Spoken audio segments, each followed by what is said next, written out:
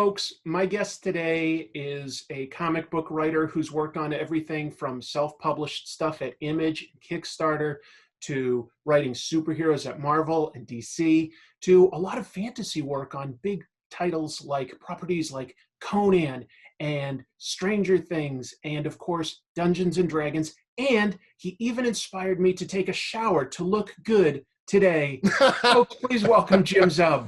Amazing. Yeah, it's the holidays, so I think we're both sort of like in a bit of a slob mode, but not in a bad way. It's good. It's good. Pretty But much. we got tidied up today. How about that? Looking good there, Jim. Thank you. I know that you're a teacher. Yeah. Just real quick, are you teaching in person up there in Canada, or is it like here in America where we have to do everything socially distant and online? Yeah, so we're socially distant up here as well. So for the last, 4 months, basically, I've been teaching, well, more longer than that. What am I talking about? I've been teaching since mid-March in digital. So yeah, it's been months and months where I've been doing lectures digitally, drawing demonstrations here on my computer instead of in person, and then sending feedback as well. I've got like a Wacom tablet, what's called a Cintiq, which is like a digital drawing machine. So when the students send me stuff, I'll just draw right over top, add a new layer and draw over top and then send them feedback. So we've made it work, and it's been pretty good overall. And the work that I'm getting from the students is great. And I was worried about the rapport that you end up having with students, because being in person in the studio is so wonderful, and you build up a great kind of community. And we've been doing pretty good. Like, actually the students have got a good kind of good bond that they're building with each other. And we've got, just like any other group, you build up in jokes and everyone gets their own little kind of social stuff going. It's fun.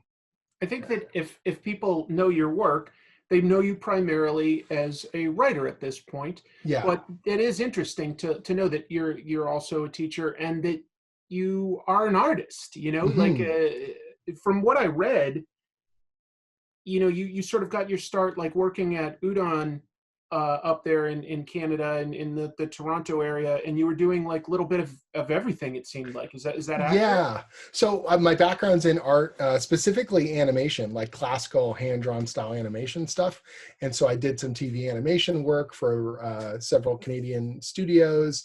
And then I've been teaching art and animation and storytelling for quite some time. And so although I'm known in comics as a writer, having that art background and working specifically at the Udon studio for almost 9 years, everything from coloring to illustration to writing to art directing to editing, I kind of got a really good sense of how the publishing industry works and how conventions work and how to work with companies and art directors and editors. And so when it came time for me to do my own stuff, all those experiences now have really kind of, just helped feed into, good working methods and making sure that I can deliver the goods. Yeah. No, I always think that that's important. Of course, if you want to just be an artist, I shouldn't say just, but if you want to be an artist and Sure. that's all you focus on, awesome. But if you really want to make the best comics possible, I always felt like it's important to respect every sort of aspect of the comics. And personally, I've always tried to work on, hey, I'm not a colorist or a letterer or an inker, but I do all those things. And I've done self-published comics so that I know what it's like to work with a printer as well. You want to like sort of handle every aspect so that you respect the time and process that your collaborators it'll just make you better at what you do. So, because I've done coloring, I know if I'm asking for an edit or an adjustment, how difficult a process that can be, or whether that's worth making an edit. Same thing with the artist. Once you've drawn comic pages, you instantly know whether or not you're putting too much on a page, or you're describing too many finicky details, or you're just overwhelming an artist with too much or too little information, and so they're big changes. Lettering is massive. Every writer at some point in time, even if you're not going to publish that stuff, even if it's just an exercise in learning balloon placement and flow of a page, you should do some lettering. Like it's an invaluable way of improving yourself as a writer, in understanding pacing and paneling, and appreciating what those people do in those positions. And so it's great. It's great. Honestly, I'm so at the time, of course, I was so like uptight, like, oh man, I really want to be writing. I really want to be in story development. But those years doing the editorial and doing the conventions have made me such a better creator and better collaborator overall. Absolutely. Let me touch on that. Comics is a collaborative medium, but it's not always the same type of collaboration as Hmm. going into an office and being able to walk down the hall. Yes, there are some studios, of course. I think that in general, almost every aspect of making a comic can be very solitary. You know, it Yes. tends to at least have the appearance of being for introverts. But you teach as well as Right. write. You also did a TED talk. Yeah. Do you feel that you are an extrovert, or do you think that you can just sort of fake it and it'll be the same thing, or something I else? am an extrovert. Like, my wife is an introvert. I'm an extrovert. So we'll go to conventions, and over the course of a day, it'll be fascinating because we're both there at the table working away.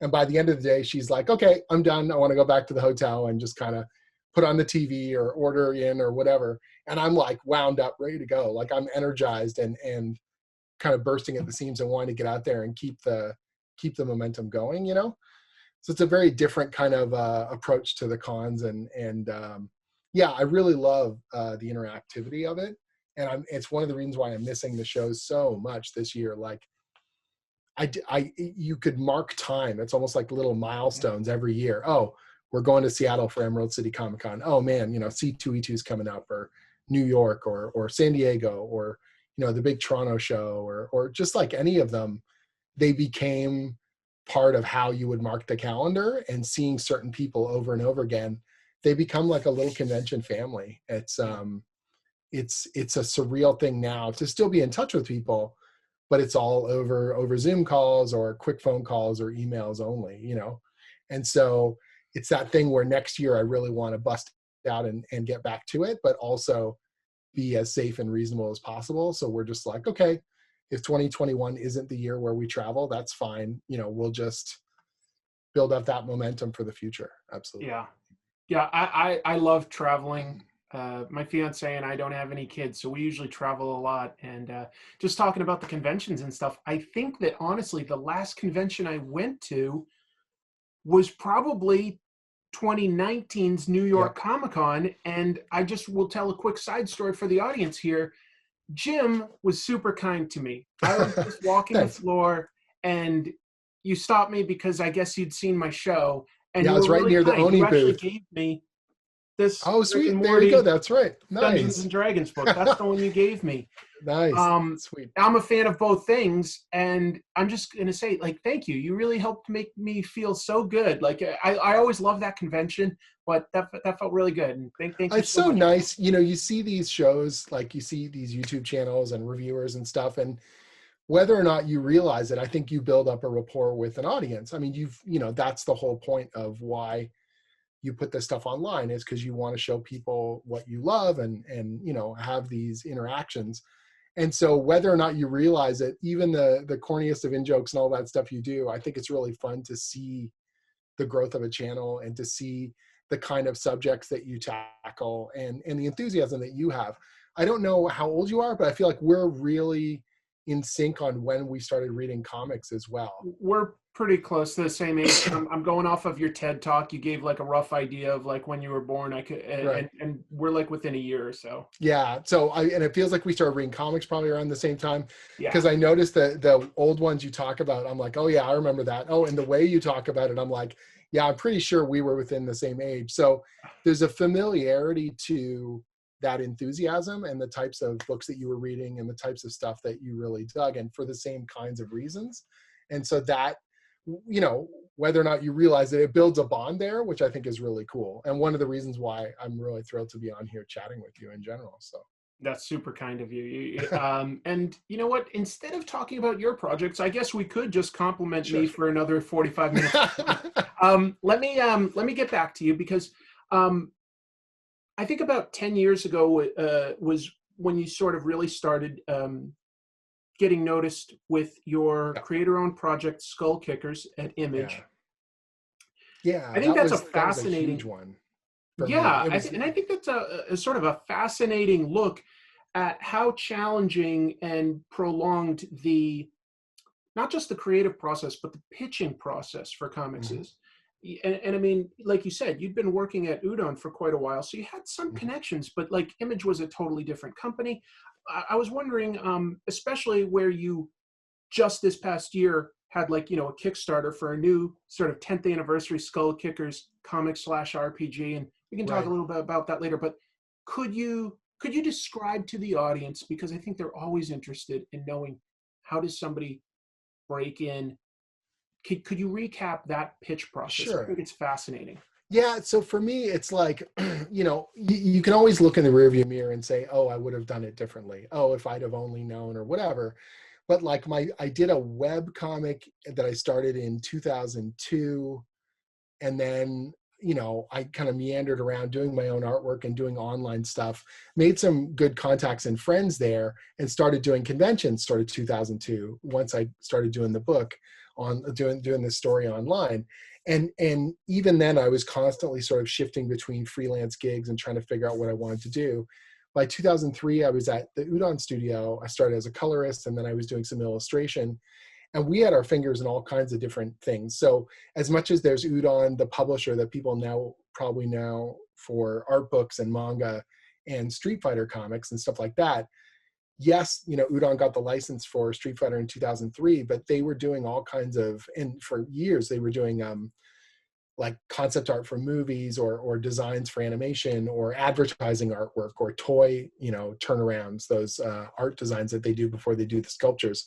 And all that stuff was being done kind of not behind the scenes, but just not something that's front facing to most readers. You know what I mean? So there's the very public kind of projects like Street Fighter, and then there's just like tons of development artwork and storyboards and advertising work that we were doing for animation companies and toy companies and video game companies. And someone needed to manage all that stuff. And so I fell into this role where I was, gregarious and outgoing and willing to go to the conventions and meet with art directors and show them what we were capable of and build up good relationships with them and prove to them that we could deliver the goods. And so year after year, we were getting more and more of that work. But what it was doing is it was sidelining me from my own creative aspirations. And it wasn't all bad, of course. Like I said, I learned a Right. ton.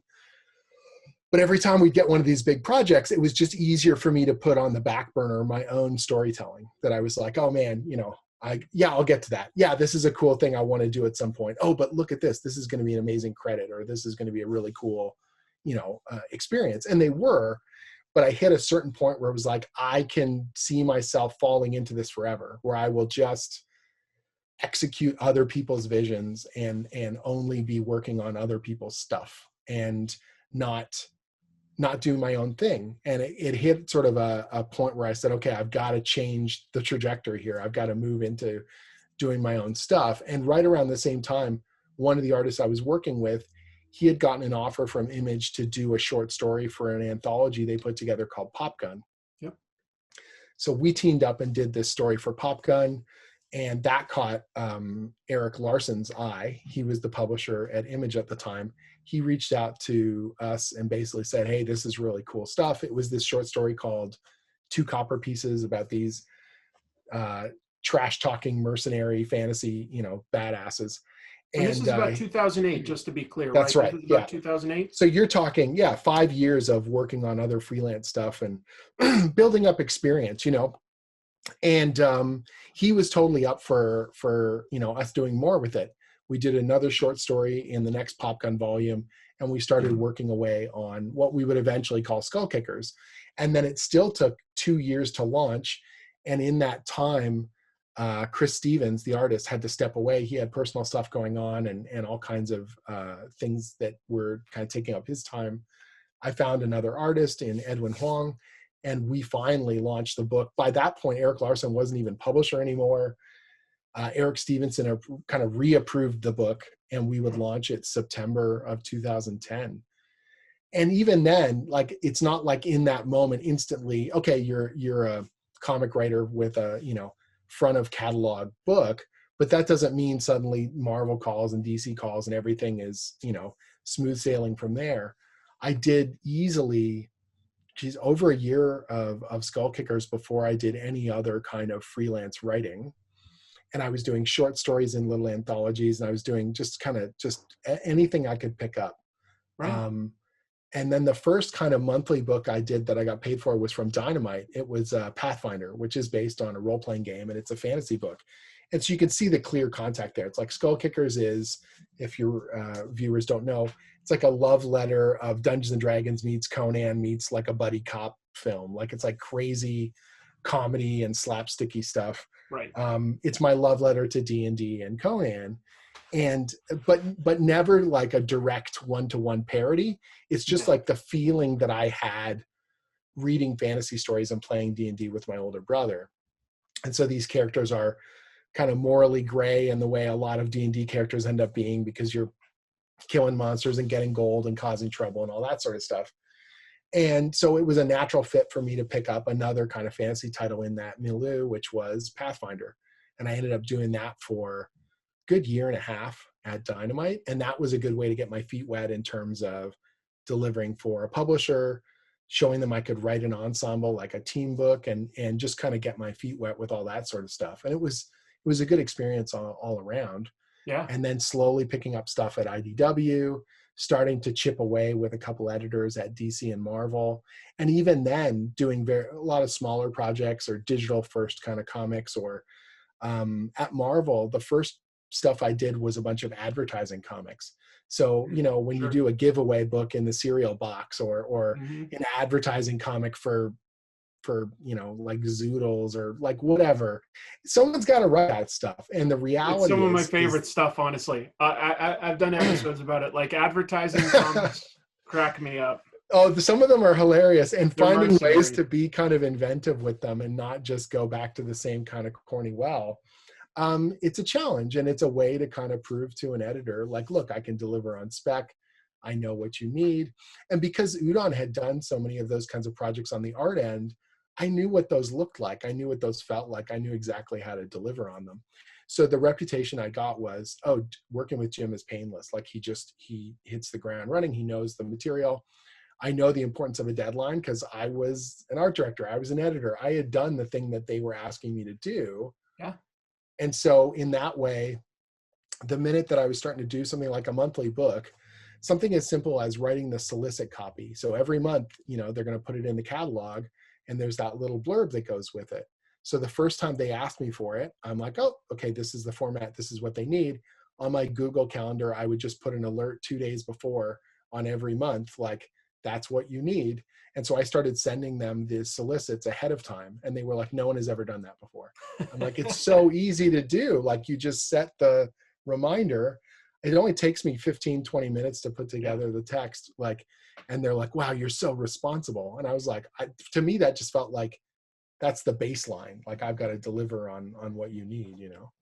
I just think that that's impressive, though. Like to talk about how you had an opportunity to essentially pitch in like 2008, and it wasn't until 2010 that that Yeah, book actually ended up getting released. And not that that's the case with every book, but it does sure. sort of show, you know, when you're breaking in. I think that it's not just having a good idea, that like No. perseverance counts But what's for an funny awful is lot. that, you know, the comic publishing model is so rapid compared to so many others. Like in traditional book publishing, a 2-year turnaround on a book is pretty standard. You know what I Right. mean? A graphic novel, they will announce now books that are going to come out in 2022 or 2023. Hey, we just signed a book deal with this author. They're going to do a trilogy. The first one's going to come out in late 2022, then 2026, and then 2029. And you're just like, that's a standard publishing kind of deal on those, you know, with a standard publisher. Like my wife and I do these series of books called the Dungeons and Dragons Young Adventurers Guides. And I find it hilarious because we're looking at the schedule and they keep expanding the line because it's doing really well for us. And so we're working on book 6, book 7, book 8, and that's going to take us through 2022. And they think that's a really fast turnaround. They're like, man, are you sure you're going to be able to handle this? And I'm laughing Yeah. because I'm used to, like, you know, breakneck last minute lettering edits. You know, it's going to the printer tomorrow. We got to get Yeah. this thing done. And these guys are like, do we have enough time with a finished book to get our marketing budget, to get it out into all the reviewers in time? It's just a very different model, working in these two different camps. Just imagine blowing their minds with the idea that in Japan, everybody's working on a weekly schedule Oh yeah, instead of like monthly. it's so insane. It's or web comics where they post it Web literally. comics. They just finished it and they post it minutes later. It's just like different models and different delivery mediums. Yeah. Web comics are fascinating. There seems to be a lower barrier to entry, and you sort of do a version of one, not quite a web comic, but you're doing Stone Star. So that's Stone over at Star at Comixology. Comixology. Yeah. So that's Comixology Original. So Yeah. we do full issues just like a regular kind of publishing. It's just the digital release model. Digital release. And That's sort of what I was getting at. Yeah, Dark Horse is going to be doing our trades for those. That's pretty exciting. Yeah, it's great. So we've got things like Stone Star. We've got Right. Skullkickers. We've got Dungeons and Dragons. We've got Conan now. A lot of fantasy. A lot. Do you feel comfortable owning this niche, or is this just sort of like what's happening right now and you'd like to do other things, or do you really it seems like you're passionate about fantasy. Oh yeah. I mean, Dungeons and Dragons is my jam. And so I feel like I'm in my place. Like I've got my foot on the, pedal. I got my hands on the steering wheel. This is where I've always wanted to be. Never even imagined it would be possible. Like Conan and Dungeons and Dragons are two of the biggest properties in fantasy, and literally to be writing both of them at the same time is insane. Like, Charles Soule and I had this amazing conversation last year in person. We were at a show, we were talking, and he says, you've really you've put your mark down. You're the fantasy guy. Like, people want to come to you for sword and sorcery stuff, or your name will always come up in that conversation. Are you the right fit for? Because you've got this, I don't want to say pedigree because that sounds very pretentious, but like now you've done this stuff and the readers really enjoy it. And not just trying to reproduce the same fantasy story over and over again. Like Skullkickers is quite different from what I do in D&D, and Conan is different from what I do in D&D. And they all have their own kind of flavors, but they're definitely, facets of something that I feel really comfortable with and something that I love, innately. I love the feeling of these sword and sorcery worlds. I love the magic stuff. I love the intricacies of the world building that's involved with it. I love some of the tropes that you can both lean into or kind of play against and get new stories out of them. Yeah, it just feels really comfortable to me. And it's funny because something like at Marvel, I was doing a lot of superhero stuff for them. And I kept kind of pushing and saying, man, I would love to do more magic and supernatural characters. And they're like, yeah, that's cool. I'm like, no, like I really want to do this stuff. Like I'm good at it and people like it. And then I started doing more and more work for Dungeons and Dragons as the latest edition of D&D was really blowing up. And I started to get well known in that space.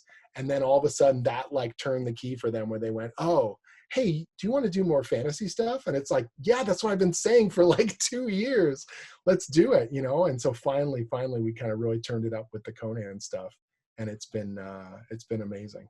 You've been doing like the Dungeons and Dragons stuff at IDW for about 5 years now. Is that about right? Yeah. And even 6 years. Yeah. 2014, the first one came out. Oh, 2014. Okay. Yeah. We're closing out 2020. Right. So 6 years of that. Conan has been around a very long time too. Mm-hmm. There's a lot of stories told there. Is it a challenge to find new fertile ground to tell for a story? Is it not a challenge? And how do you tell whether something is right for Conan versus Dungeons and Dragons? Like what feels right? Yeah. So Dungeons and Dragons is, Conan is one of the many things that influences D&D, but there's a whole series of different kind of fantasy influences that Dave Arneson and Gary Gygax were pulling upon when they made D&D. And that doesn't count all the permutations and people that have influenced it since then. And so it is more, I wouldn't say it's high fantasy, but it is definitely more colorful and kind of playful, magic-rich fantasy. There's different what they call campaign worlds in Dungeons and Dragons. And some of them are lower magic or more kind of grim, dark or whatever. But on the whole, your default, your Forgotten Realms and Greyhawk and stuff like that have got a colorful kind of playful, big action, it's a lot about, you know, exploration and heading out into the unknown and, you know, literally going into these dungeons and exploring and all this kind of stuff. And so D&D has this specific feel to the magic and the types of creatures, and it's a playful kind of team dynamic, you know, when I'm building off of it. And when I write D&D, I try and inject this layer of, I don't know if you've ever played Dungeons and Dragons or other role-playing games. For about 5 years. So I'm Okay. relatively new, all things considered, to it. Well, so many people are. Like, it's a crazy time right now how many people are getting into it. Yeah. But the chaos that can happen at the table based on one roll of the die, like something completely unexpected to the dungeon master and to the players, will take the story in a completely, you know, crazy direction. And so obviously I'm writing these comics and I know where the story's going, but I try and put swerves into the story that feel like what happens at the table. Like, oh my gosh, now this terrible thing is going to take them, you know, down this route. And so that to me feels like more of a D&D story. For Conan, it's a more singular, obviously, as a character, but it's a much grittier kind of survival. Magic is much more mysterious. People don't know it as much, and the people that use it tend to be a lot more corrupted and strange, and it's being used for darker kind of purposes. You know, D&D has an almost formulaic, because there's spells, right? And because there's scrolls and magic items and stuff like that. A magic item in a Conan story is a cursed thing, a creepy, freakish thing that you don't want. Do you know what I mean? Yeah. And the treasure that Conan is trying to track down is not, he's not trying to get magic armor and boost his stats. Like, that's just not what we're doing here. These are stories of like survival or heading into the unknown, but what he's going to find there is something horrific and awful, and he has to put it back, or he has to destroy it. You know what I mean? Yeah. There's a darker tone. There's a more survivalist kind of edge to it. There's a lot more kind of morally gray areas, I find, in a Conan story, where he's got to, you know, stop violence with more violence, or he's got to essentially like crush this thing before it runs out of control. And you have elements of that in D&D, but Conan is so much wild, like so much darker and nastier version of that, you know. I read your recent Savage Sword of Conan story, Conan the Gambler. Yeah. And what I was fascinated with there was, I think that you could potentially fall into the same trap with Conan that you could with like something like Green Arrow of, you know, how does he solve this problem with an arrow? Like, how does Conan solve this problem with a sword? Sure. But you wrote it in an interesting way where you're like, okay, he's a barbarian. He likes to fight. Doesn't necessarily mean he's a dumb guy. And he sort of like finds his way into having to sit down at a table and play and gamble, you know, a clever game that's like a poker or something like that. Yeah. So what's one of the most common things that people misinterpret about Conan, and that is not anyone's fault. The Arnold Schwarzenegger movie has cast the biggest shadow on that character possible, but because Arnold is of few words and quick violence and stuff like that, and you know, he's called the Barbarian. I think that there's that assumption that he is not the smartest, or he is thick, you know, and he's just going to bust his head through every problem. The reality is, if you go back to the original Robert E. Howard prose, Conan is very smart, but he's more instinct than book learned. You know what I mean? Even still, he picks up multiple languages in the Robert E. Howard stories. He is a strategist. He is a survivalist. He's got great instincts, and he knows people. So he can judge a situation, you know, the hair trigger, you know, kind of stuff. Like, he can tell, oh, this isn't a negotiation, we're going to fight, and he's ready for it. Like, he is very wily, and he's got intense guile, and he knows the human condition. And that's why he's lived this long. And that's why he becomes a king by his own hand. And trying to honor the feel of that Conan while squaring that with the pop culture vision of Conan, which is this murderous, you know, rampage machine, you know, Arnold Schwarzenegger bodybuilder kind of thing.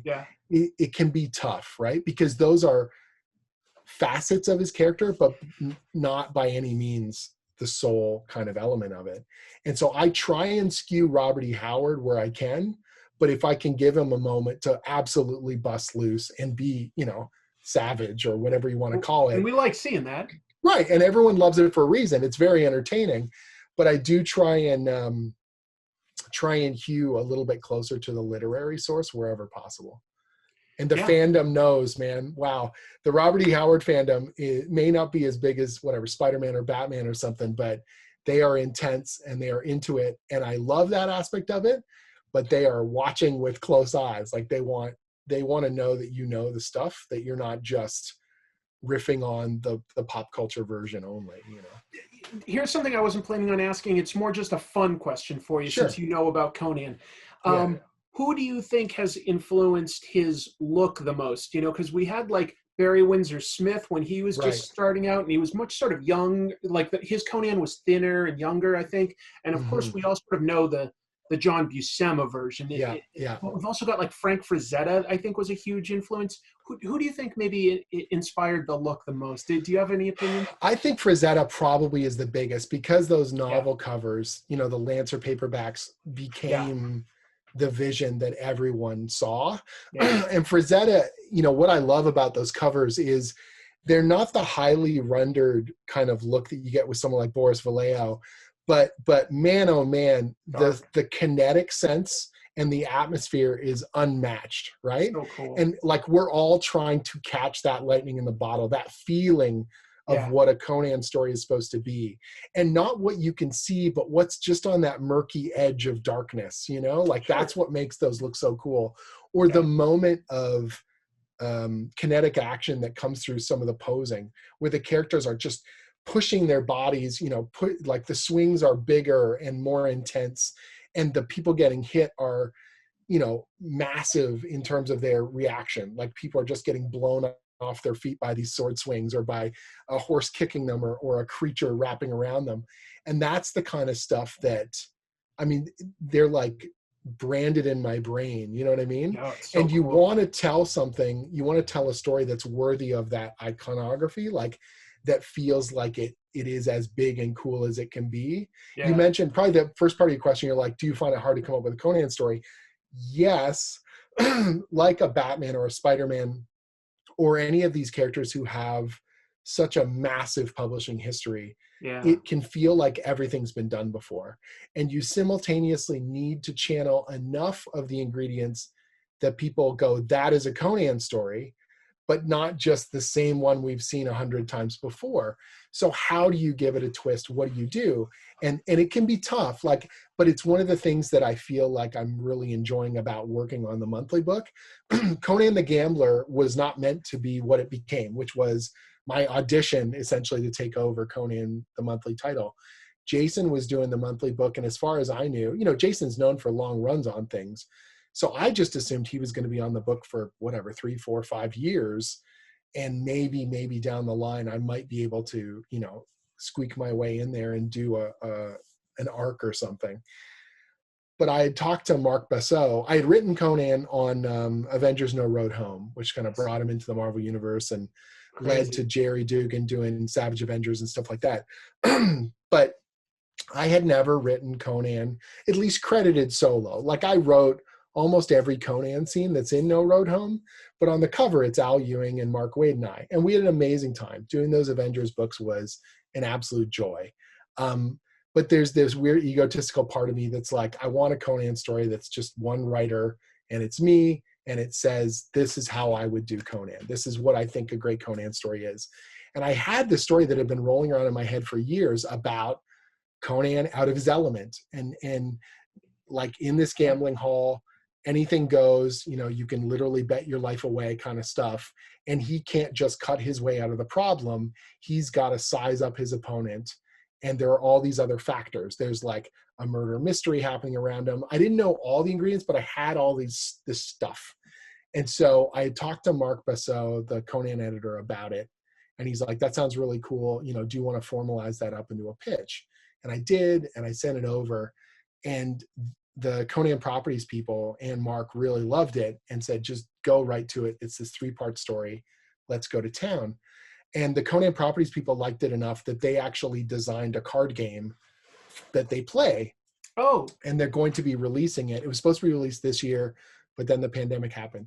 So I think in 2021 they're going to release the Serpent's Bluff card game. That's so cool. I know, based on a comic book story I came up with. Like, it's crazy.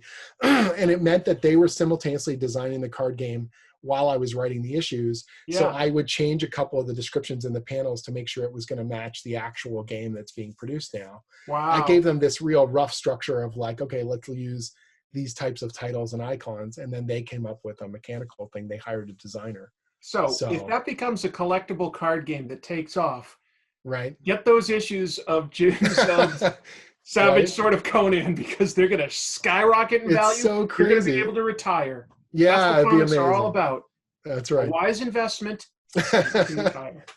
So yeah, I did those 3 issues, and for me internally, it was like a mic drop. Like that was like, that's a cool Conan story. It's got a hook I'd never seen before, which was this gambling element. You get all your classic kind of Conan. By the end of it, spoilers, violence breaks out. Conan's going to get to cut some heads off and stuff. I know it's a shock. And so I got to do the action stuff, but we got to build this tension in a really cool way. And great. The payoffs have some twists. And there's elements of it that you've seen in other Conan stories, him being manipulated by other forces. And, there's stuff happening that he's not aware of, but he's going to end up influencing just by his presence there. That is all very classic Conan, but playing it off in a way that I felt like I hadn't quite read before. And it worked, and I was super happy with it. And to me, it was like I could walk away and go, yes, I did a Conan story. The fandom liked it. I'm proud of it. Done. And instead, what happened was it went so well that they immediately turned around and they said, Jim should do more Conan stuff. And they offered me this idea that we would eventually develop into what was called Serpent War. And so the Robert E. Howard, Conan Properties has all the Robert E. Howard characters under their tent. Yeah. And Marvel had a deal that could include more characters. And so Solomon Kane and Dark Agnes and all these other characters, the general, comic reading public weren't aware of them. Like Solomon Kane had been published in comics at Marvel for a little while, and they did a bunch of them at Dark Horse, and they were cool, but he's still not that well known a character. Not compared to Conan. Right. And so they didn't just want to put out a Solomon Kane book on its own. They were like, it's going to have zero visibility. We need to make it a thing. We need to make it an event. How do we do that? Well, we attach it to Conan. These are characters in 2 different time periods. How do you possibly, make this work? Well, there's magic and there's cool things you can do. So they said, here's a list of, Conan Properties characters. How many can you, put into one story and make it work? And how do we make it work? What's the core kind of element? And then they said, and we might be able to sprinkle in some Marvel stuff as well. What characters do you think would make the best kind of match? Sleepwalker. Right. Right. And so I was looking and I said, okay, I knew that if we were going to have any Marvel tethers whatsoever, I thought, well, Set is a villain in the Marvel universe, and Set is a core kind of element of Conan mythology. I remember the Serpent Crown right? crossovers across the annuals around 88 or so. Big time. And of course, we grew up on that stuff. So I was like, that's a cool piece. I definitely want to use that. Well, if it's Set, then that means Egyptian gods. Moon Knight's a natural fit. Now we've got Khonshu and and Set going to be battling it out. And then I added this third element to it, which was this new villain I came up with, which is like your kind of Cthulian elder evil thing that I called the Worm. And so you have this creature called the Worm that has been fighting the snake, the Set god, for eternity and all this kind of stuff. Cool. And then we channeled that through a really obscure Robert E. Howard character called James Allison. And James Allison is possibly one of the strangest literary characters of that era. He might be, I don't want to put like an absolute, but he might be the first self-insert fiction character. He's essentially Robert E. Howard. Yeah. He's an author who is dying in his bed in rural Texas. And Robert E. Howard lived in Cross Plains, Texas. And he has basically been injured. I think in the original story, he like gets thrown off his horse or something. And now he's got this infection in his leg and he's dying. And he's having these lucid dreams. He's having these dreams in his bed. But they're not just dreams of like himself. They're dreams of people from history. And he realizes they're not just people from history, they're people he has been, their past lives that he has lived through. So everything from the Roman era to, you know, Vikings to barbarians to just these crazy stories of James Allison reliving these lives. And they're really visceral and cool. And one of the stories, probably the best one, is called The Valley of the Worm, which is where we kind of took this idea of the worm from. And so James Allison becomes this conduit for all the storytelling that we do. He connects together Solomon Kane and Conan, Dark Agnes, Moon Knight, all of this into this wild and crazy kind of story that we tell over 4 like ludicrously action-packed issues. And when I handed in the first script for that, and I was amazed, I pitched it and I thought, this is as nuts as a thing as I've ever pitched. They're just going to rake me over the coals. And they basically said, yep, like no edits. That's the story we want. And so I wrote the first issue. And when the first issue script came in, Mark, my editor, called me up and said, they love it. Also, we want to offer you Conan the Barbarian. That's pretty awesome. And I was like, oh my God, I didn't even know Jason was wrapping up on the book. And I didn't say yes immediately, believe it or not. I took a day to think about it because at the time I was co-writing Iron Man with Dan Slott, and I had a bunch of other Dungeons and Dragons development work lined up. And I knew that if I screwed up Conan, I would never forgive myself. So I was like, I'm going to take this. I need to clear my plate as much as I can. I need to get into the headset of this is how it's going to work. And I got to make sure I've got more stories to tell, because as far as I knew, I was just doing Conan the Gambler and Serpent War, and that was it. But the minute that I sat down and really thought about it, I realized, no, of course I've got more stories. Of course I know this is what I've always wanted to do. This is like bucket list kind of stuff. And I came back and just started kind of pitching wild stories in earnest, you know? Yeah. Well, let me ask, like, just based on that, sort of a natural follow-up is, how much work do you feel comfortable with in comics at a given time? You know, do you have a sense of how much you can balance right now? Yeah, so it's weird because I'm doing some non-comic writing, like I'm doing writing on a video game right now, and so that's a weird thing where when it comes to comics, I'm very accurate. I know how long it's going to take me to do stuff. I can do about a script a week. So like if I was doing 4, I wouldn't want to do it every month. It would be great to do like 3 scripts a month I can do, because that other week I'm doing development on future stories. Like I'm pitching ideas or I'm structuring what the next arc is going to be or stuff like that. So 3 scripts a month, I feel pretty comfortable I can deliver on. More than that, I have done, but I really start to feel it. Yeah. Like I've literally done like 6 scripts in a month, and it's like, this is not healthy. Like everything has to go away because I'm still teaching, right? Yeah. So I would literally finish my day job, come home, have dinner with my wife, come up here to my studio, lock the door, and then she would go to bed and I'm still writing. And then when she wakes up, I've already slept, woken up, and I've started doing emails, because writing a script is, the act of physically writing the script may not take me long, but working on a book, particularly a monthly book, is so much more than that, because you are constantly working with the artist, the colorist, the letterer, the editor. You're planning the schedule and you're pitching the idea and you're waiting for approvals. You're getting art in and you're giving feedback. You're getting, you know, line art and colors. And so you're just, the act of physically writing a script is so, it's just one small part of production. You know what I mean? And that's something that's a little hard to explain to people, because they're like, well, how long does it take you to write a script? And I go, if I'm uninterrupted, I can do it in a day. Like I could wake up at 9 a.m. and I would have you a script by 5 or 6 p.m. But I can never have an uninterrupted block of time. It's almost impossible. So I'm stealing away 2 hours here. I'm stealing away, 2 to 3 hours of writing if I'm lucky. But then 5, 10 emails have come in, I have to respond to, and that turns into a cascade of let's get on a conference call. And well, it sounds like it's multitasking, which is something you probably picked up when you said you were doing the project management at Udon. So I guess some of that pays off, right? Yeah, and it's all like, it's not woe is me. I love doing all of it, and I want to be involved in the process. Like I talk, when I'm working on a new book, I say, I want to see the line art. Like one of the worst things for me is the projects where I've sent a script in and the next time I see it is, here's a fully colored book. I hope you like it. And you're like, I mean, sure, it looks pretty cool, but it would have been amazing to be involved all the way through the Of process, you know? course.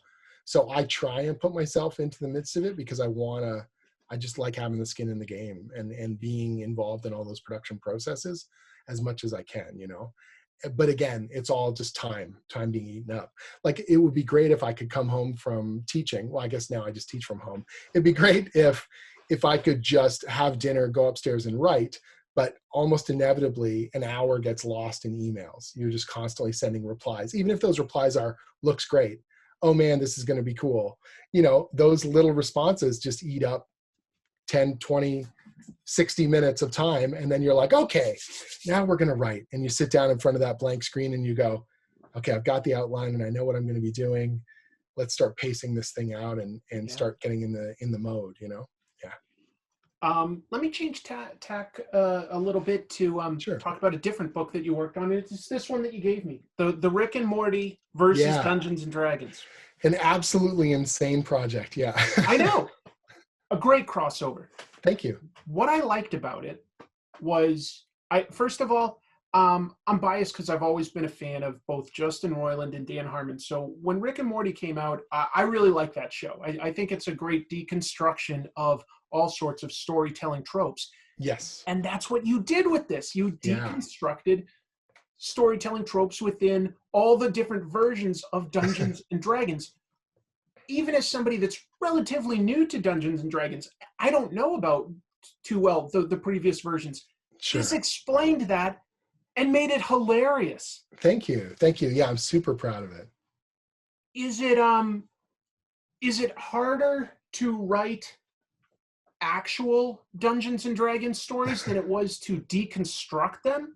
Or is it just a different setup? Is it the same muscles in a different way? Like, you know, like it's weird, right? Like writing D&D. So I've wrote so much D&D stuff, and I absolutely love it. And I love digging in on it and being able to use the particular, like, because a lot of times people will do off-brand D&D, you know what I mean? And Skullkickers has got elements that are off-brand D&D. And so you're basically winking and nodding and everyone knows, okay, you mean a D&D thing, but you can't say it. And here it's like, I get to use all the toys and I get to really play with it. And Rick and Morty is so indulgent because we get to make fun of, like we get to just drop these deep, sharp elbows. Pat Rothfuss and I co-wrote the first miniseries together, and then I solo wrote the second one. And we are just deep cut, cruel to the parts of D&D that we both love, but also are absolutely ridiculous. You know, in the fandom, in the game itself, the rules and all the systems that define it. And so being able to take those in-jokes that used to just be things we would bitch about around the table and turn those into whole scenes of violence and ridiculousness, I think was an absolute joy. Yeah.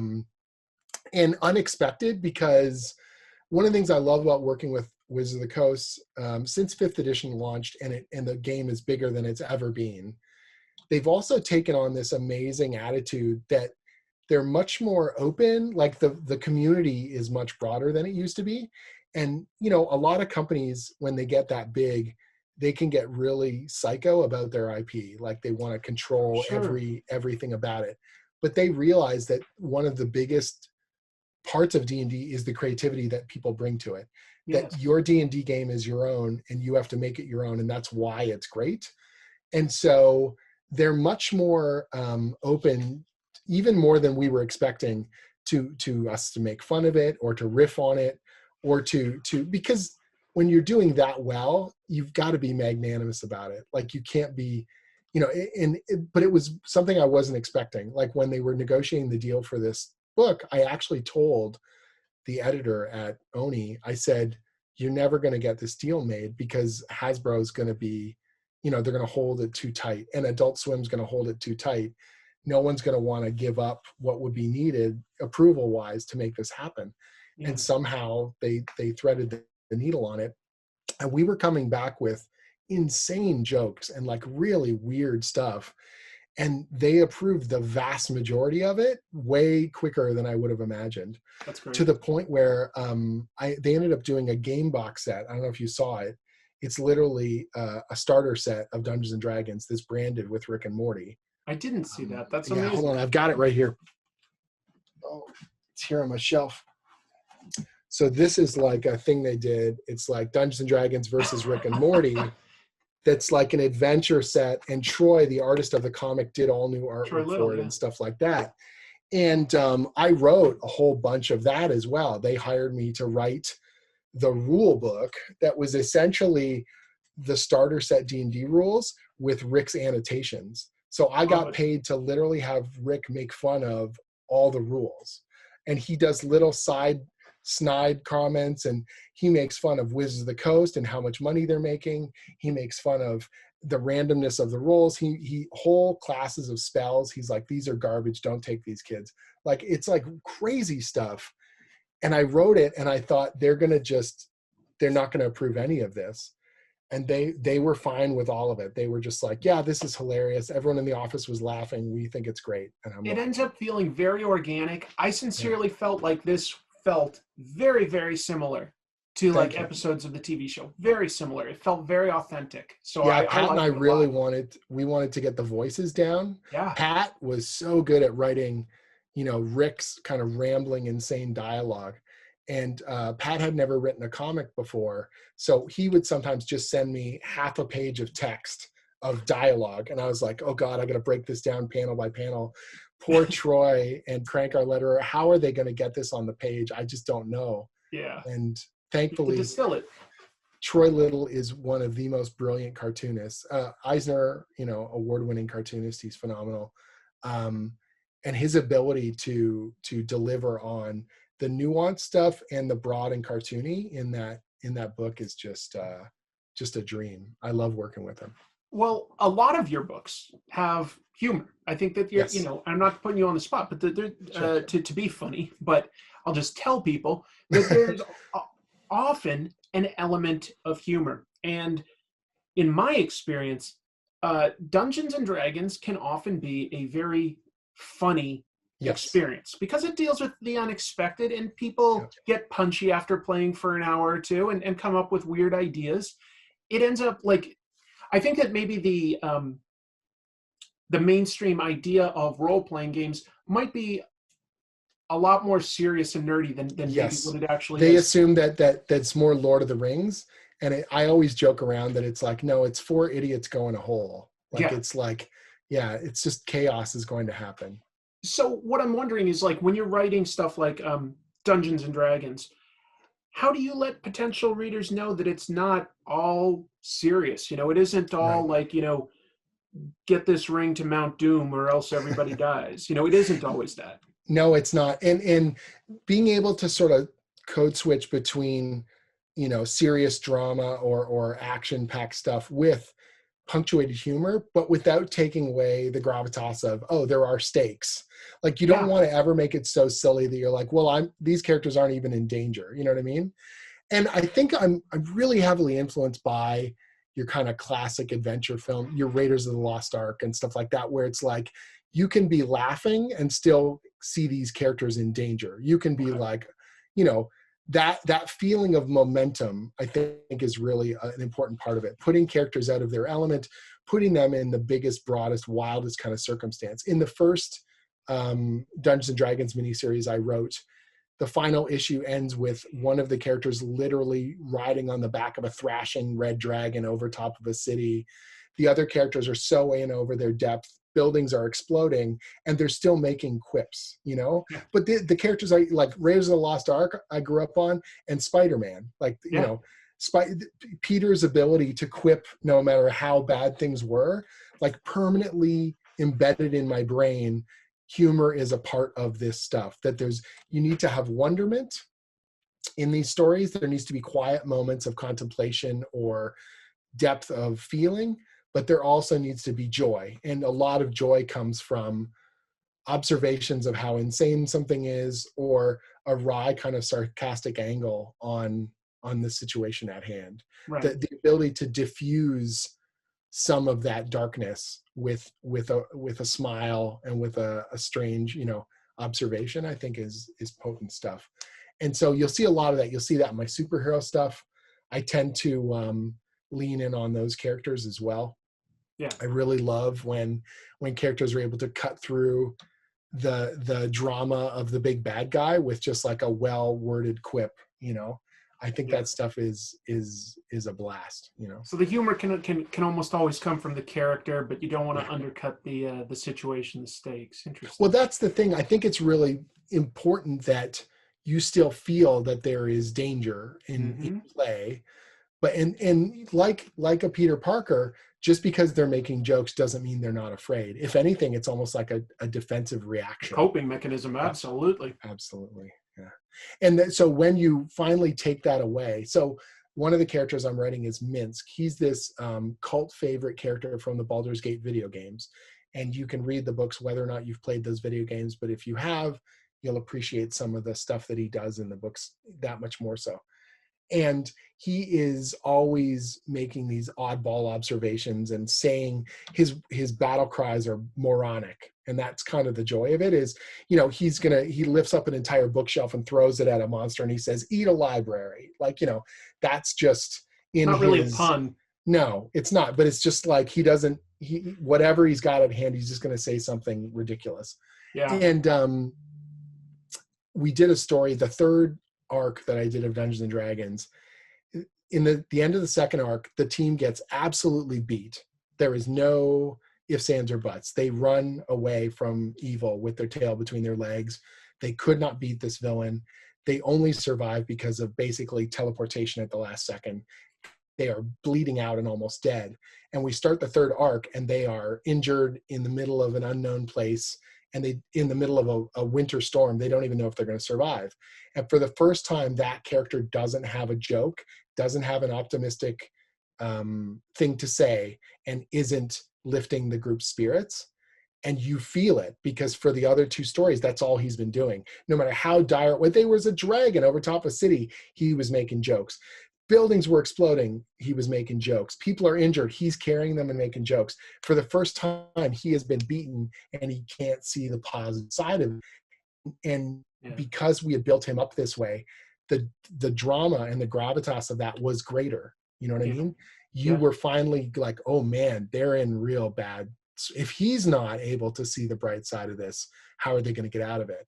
But because we had built enough of that contrast, I could finally pull that switch and go, see, now we've got your drama, like as deep as we want to go, and him finding himself again and being able to pull himself out of that darkness.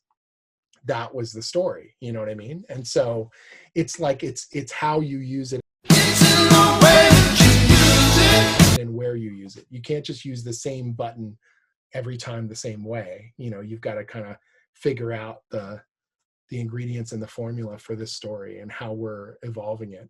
It's one of the reasons why I'm kind of research obsessed whenever I'm doing continuity. Oh, okay. So if I'm doing Marvel stuff, I will read just a horrendous amount of stuff. I was doing Champions, and almost every character in Champions had a solo book. So Miles Morales and Kamala Khan and Amadeus Cho. So I read like 160 comics to get ready to write Champions.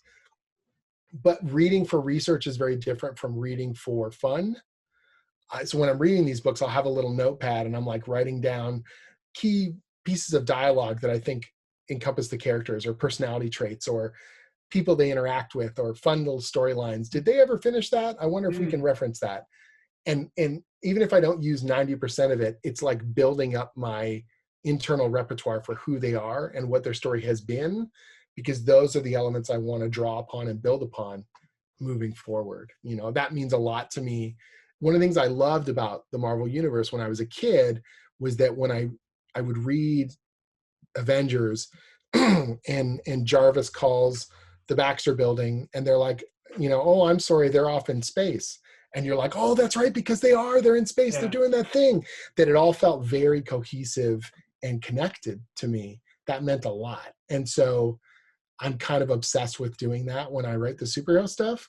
And sometimes my editors will be like, no one's even going to notice, like that it's not as tightly wound as it used to be. And I'm But like, for the one person that does notice, but I notice, and it means a lot to get it right. And so yeah. I get pretty obsessed about that stuff. I was the guy sitting at the table when we were planning out Avengers No Surrender.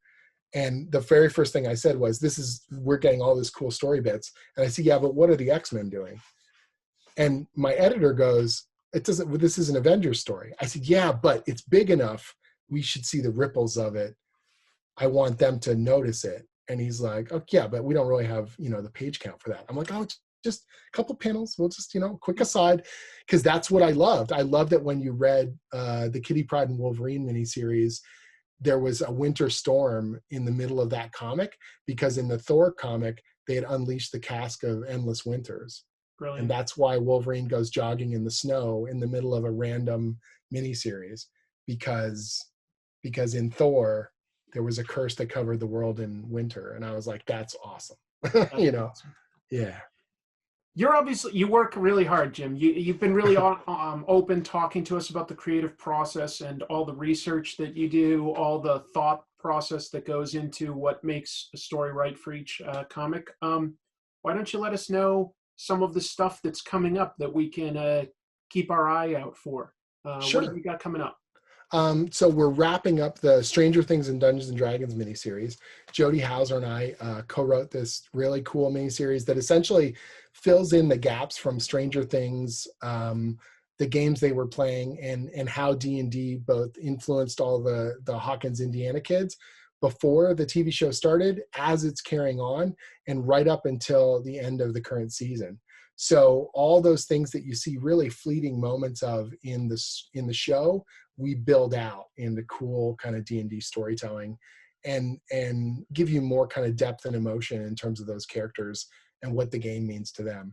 And because the kids play D&D almost the exact same kind of era that I was playing D&D, it is a huge nostalgia bomb for me. And I got to dig through my books and pull out all kinds of ludicrous in-jokes and details that 95% of the readers won't care about, but is like, means a lot to me to get in there, or like little fun things that riff on what my brother and I used to do, but also feels appropriate when it's coming from those kids at that same kind of age. So that's from Dark Horse and IDW. I've got more Dungeons and Dragons stuff in the hopper, but it hasn't been announced yet. Okay. And then I do Conan the Barbarian monthly for Marvel. So we had a crazy publishing schedule this year because of COVID. So I was starting my run in February. We had issue 13 and 14 come out February, March, and then we had a 6-month gap. So we're playing kind of catch up right now. And the new story arc starts in March. You can pre-order it now. It's issue 19, and it's going to be a really big one. We've got all kinds of epic stuff lined up. 13 is that first one you've got there. Yeah, no. I'm thinking because Marvel, I like that Marvel does this now. They put the legacy numbering in as well. Yes. So I guess you're coming up on 300 total. 300. So if based on the current publishing schedule, I think October 2021 will be issue 300 of Conan. And I've never done one of those big anniversary issues. So I'm putting all sorts of really cool ingredients in play. We've got kind of an epic story, and I'm trying to do that classic thing where we're having these 3-4 issue kind of arcs, but each one has subplots and carrying over kind of elements that you'll see continue to grow. So one of the things that happens in issue 13, but isn't a main part of that story, will come to fruition later, So you can read it on its own as a little cool sword and sorcery adventure, but you get the most kind of oomph out of it if you're reading all the way along and you're like, oh, that thing they mentioned way back then, that just showed up over here, or that guy, that letter must have arrived, and like all these cool things. Those were the kinds of things I loved when I was reading growing up. Is you'd have your classic kind of A plot, B plot, C plot, and the C plot moves to B, and then the B plot moves to A, and you're constantly seeing that kind of evolution and growth of an ongoing serialized story. And so having a chunk of Conan's life and being able to tell these cool adventures and then build it up to this epic surge for 300, that's in the, in front of me right now. I literally just pitched the 300 story. Wow. Because I wanted to have a a lead on it. I'm actually ahead in terms of the writing right now, but I wanted to make sure that everyone knew what we were setting the plate for, so that we can put as much of that in there as we can. That's Yeah. exciting. And for social media, so that people can like keep up to date, what do you suggest people follow you on? Yeah, the easiest thing is just Jim Zub. So at Jim Zub is my Twitter. That's probably where I'm the most active. Comic book writer Twitter is always a buzz with conversation. Yeah. My website is literally just jimzub.com.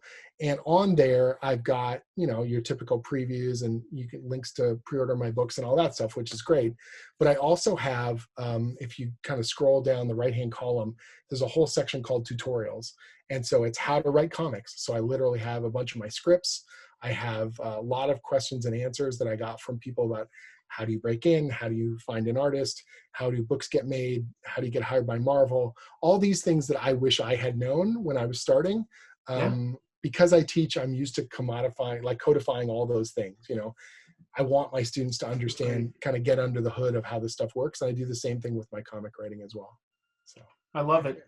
Jim, I've really enjoyed the stuff that I've read by you. I'm not just saying that. That's part of why I was like, yes, I'd love to have you on my show. Thank you. I like your stuff. So I appreciate you talking to us about it, and just stay safe, okay? Yeah, you too. Thank you so much for having me, Chris. This has been, it's been a pleasure. I'm really looking forward to you reading more that I've got coming up.